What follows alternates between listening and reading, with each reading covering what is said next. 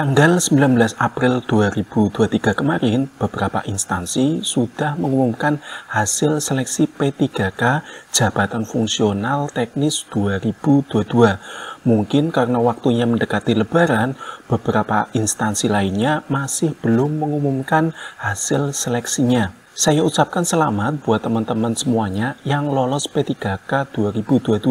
Semoga pemberkasannya lancar dan karirnya cemerlang. Bagi yang belum lolos seleksi, tetap semangat ya. Semoga rezeki kalian di kesempatan berikutnya. Amin. Pada kesempatan kali ini, saya juga mengapresiasi buat teman-teman semuanya Bimbel Bass Channel yang memperoleh nilai top score di level Kanrek BKN. Dari Kanrek 2 BKN Surabaya, ada Kak Desiana Dwi Nur Hapsari dari Pemkab Tuban yang memperoleh skor 669. Kemudian dari Kanrek 3 BKN Bandung, ini ada Kak Ade Lukas Arauf dari Pemkab Bandung Barat yang memperoleh skor 654. Dan ada juga Kak Heru Haryadi dari Pemkab Cianjur yang memperoleh skor 654 juga. Saya ucapkan selamat dan terima kasih atas kepercayaannya mengikuti Bimbel P3K Bass Channel.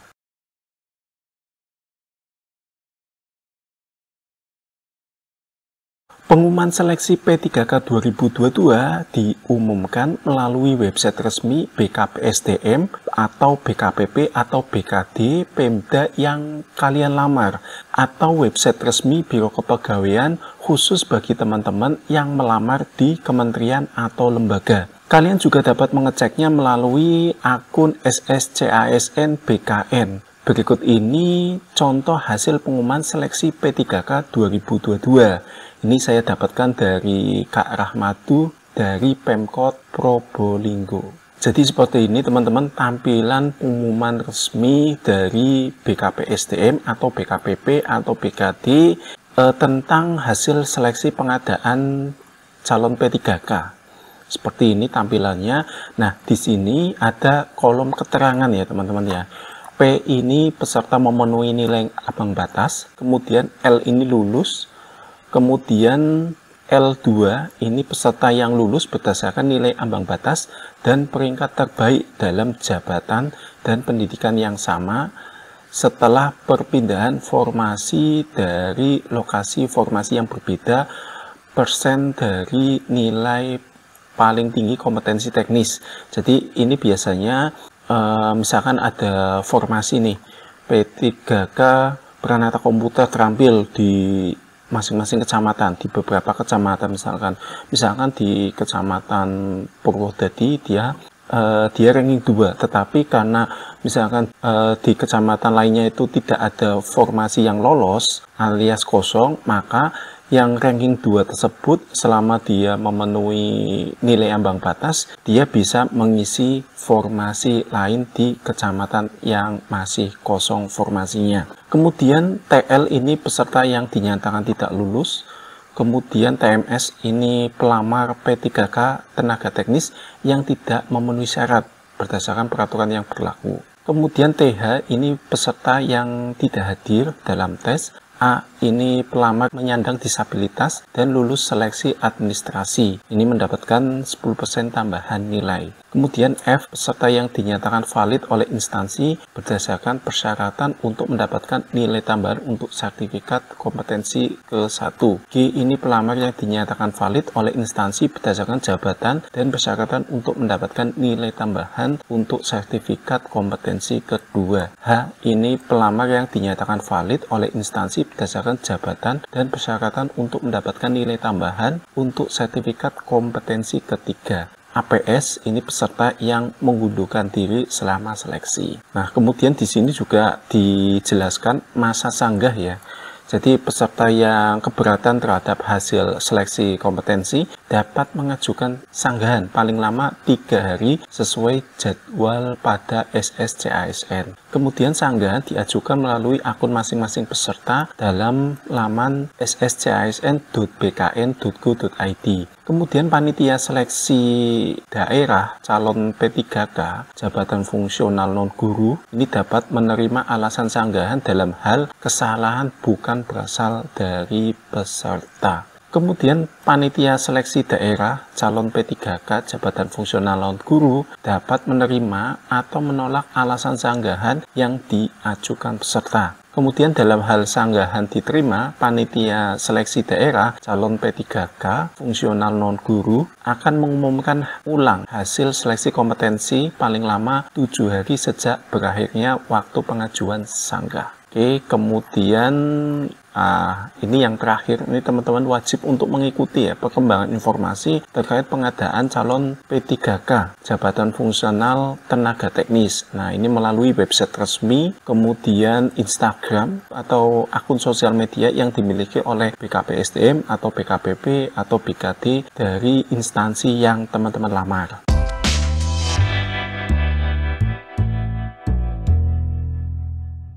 Tentu, teman-teman boleh mengajukan sanggah, namun panitia berhak menerima atau menolak. Adapun sanggah yang akan ditindaklanjuti adalah alasan sanggahan dalam hal kesalahan bukan berasal dari peserta. Misal, nilai kalian di sertifikat seleksi P3K nilai teknisnya 295. Namun ketika diumumkan ini berubah menjadi 290 sehingga dianggap tidak lolos passing grade. Maka teman-teman boleh mengajukan sanggah ke panitia dengan menunjukkan bukti sertifikatnya ya. Adapun sanggahan akan ditindaklanjuti paling lambat 7 hari sejak berakhirnya waktu pengajuan sanggah. Jika sanggahmu diterima, maka Panselnas atau Panselda akan menerbitkan pengumuman seleksi P3K pasca sanggah.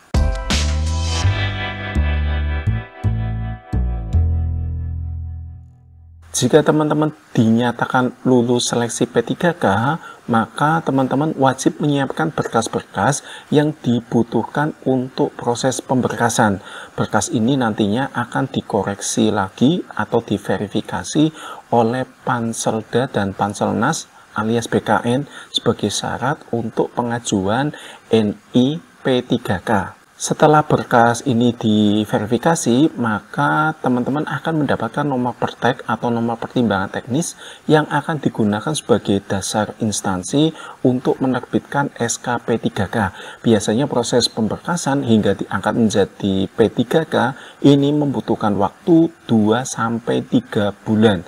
Oleh karena itu, teman-teman yang bekerja di instansi swasta ini jangan buru-buru resign ya. Oke, kita kembali ke topik berikut ini yang kalian wajib persiapan untuk pemberkasan.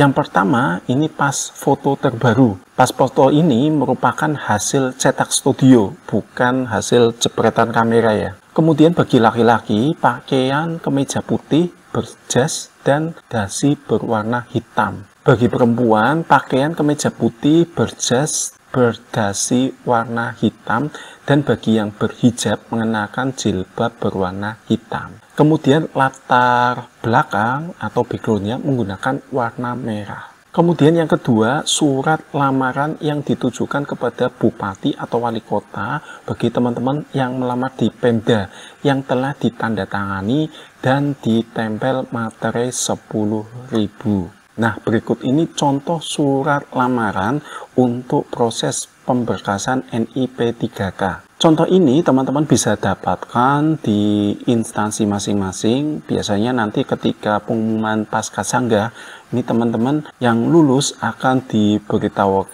diberikan contoh template-templatenya ya untuk proses pengajuan NI P3K. Salah satunya yaitu surat lamaran.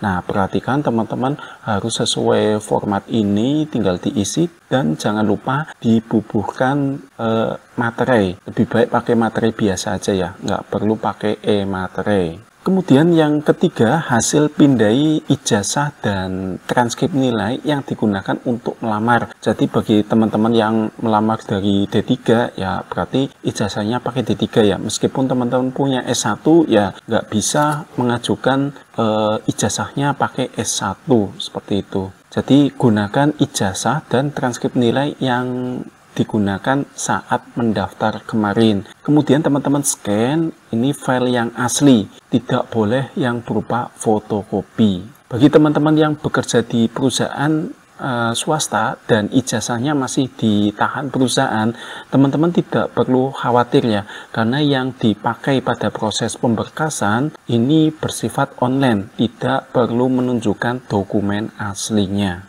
Kemudian berikutnya, hasil pindai surat pernyataan 5 poin yang telah ditandatangani dan bermaterai 10.000. Untuk contoh surat pernyataannya, biasanya panitia sudah menyediakan template-nya seperti ini. Nah, berikut ini contoh surat pernyataan 5 poin. Antara lain tidak pernah dipidana dan dengan pidana penjara, kemudian tidak pernah diberhentikan dengan hormat tidak atas permintaan sendiri sebagai calon PNS atau PNS, prajurit TNI atau anggota kepolisian. Kemudian tidak berkedudukan sebagai calon PNS atau prajurit TNI atau anggota kepolisian. Kemudian tidak menjadi anggota atau pengurus partai politik atau terlibat politik praktis. Kemudian 5 bersedia ditempatkan di seluruh wilayah NKRI. Nah, ini kalau yang di Pemda, meskipun ini wilayah NKRI, maka yang digunakan adalah wilayah Pemdanya itu sendiri ya. Kemudian dokumen tersebut teman-teman bubuhi materai 10.000 dan ditandatangani ya. Kemudian baru di scan. Dokumen berikutnya yaitu hasil pindai SKCK dari Polres. Ingat, ini dari Polres bukan Polsek. Jadi teman-teman dari Polsek lanjut ke Polres ya. Kemudian sesuai dengan Polres tempat. Polres tempat ini lebih merujuk ke dokumen kependudukan teman-teman. Jadi misalkan teman-teman asli Semarang ya nanti pakainya Polresta Semarang. Kalau di kabupaten Polres ya. Kemudian pada kolom keperluan ini teman-teman tulis persyaratan pemberkasan NIP3K. Kemudian dokumen berikutnya yaitu hasil pindai surat keterangan sehat jasmani dan rohani dari dokter yang berstatus PNS atau dokter yang bekerja pada unit pelayanan kesehatan milik pemerintah dengan keperluan persyaratan pemberkasan NIP3K.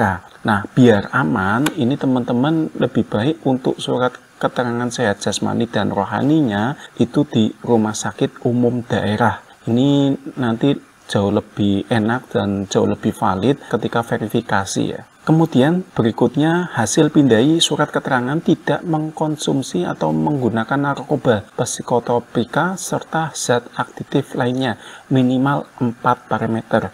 Jadi teman-teman biar lebih aman, teman-teman tanyakan dulu ini 3 parameter atau 4 parameter. Biar lebih aman teman-teman pakai yang 4 parameter ya. Karena apa? Karena di BKN itu memang mensyaratkan 4 parameter. Jika teman-teman di bawah 4 parameter, maka berkas teman-teman dinyatakan BTL atau berkas tidak lengkap. Kemudian dokumen berikutnya yaitu file scan hasil cetak daftar riwayat hidup dari laman sscasn.bkn.go.id yang ada bagian nama, tempat tanggal lahir, dan tanggal lahir ditulis tangan sendiri menggunakan huruf kapital dengan tinta warna hitam dan telah ditandatangani bermaterai 10.000. Kemudian peserta yang dinyatakan lulus seleksi namun tidak mengunggah berkas dengan lengkap sesuai waktu yang ditentukan ini dianggap mengundurkan diri. Kemudian peserta yang dinyatakan lulus oleh panitia tetapi di kemudian hari ini terbukti kualifikasi pendidikannya tidak sesuai dengan yang telah ditetapkan oleh Menpan RB atau terbukti melakukan pemalsuan dokumen serta tidak memenuhi syarat lainnya, panitia dapat membatalkan kelulusan yang bersangkutan. Jadi ini biasanya kalau yang seleksi administrasinya lolos padahal kualifikasi pendidikannya itu tidak sesuai, maka di proses pemberkasan nanti ini jika ketahuan dari tim verifikator BKN maka akan diskualifikasi kelulusannya. Kemudian seluruh proses pada seleksi P3K ini bebas dari pungutan apapun ya. Jika ada pihak-pihak yang mengatasnamakan BKPSDM atau BKD atau BKPP atau Biro Kepegawaian instansi tertentu, ini bisa dipastikan adalah pungutan liar seperti itu. Jadi teman-teman langsung laporkan aja ke CS di BKN atau di Panseldanya masing-masing, di BKPSDM atau BKPP atau BKD-nya masing-masing. Sanggah itu seperti apa atau proses pemberkasan NIP3K seperti apa, silakan bisa isi di kolom komentar di bawah. Saya Basuki Rahmat, salam Prakom Indonesia.